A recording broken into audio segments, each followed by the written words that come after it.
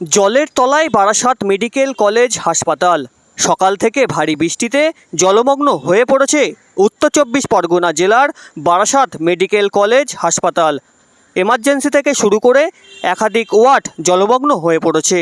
সমস্যার মধ্যে পড়তে হচ্ছে রোগী এবং হাসপাতালে আসা রোগীর পরিবারকে।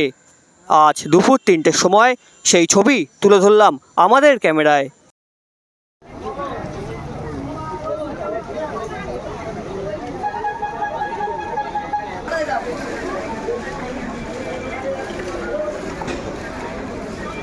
জমে আছে, তারপরে কোনো কেউ এসে কোনো করিনি, যে পরিসংস্কার করার কোনো কিছু কেউ করিনি।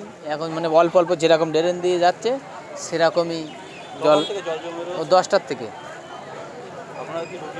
হ্যাঁ, রুগীর আত্মীয় না, রুগীর পেশেন্ট ভর্তি আছে, আমার ছেলে ভর্তি আছে। না, কেউ নেয়নি, কেউ আসেইনি তো, নেবে কি? দেখতেই পেলাম না তো, আমরা বসে আছি তো, কেউ কিচ্ছু করে না। গোলাম নবী সর্দার।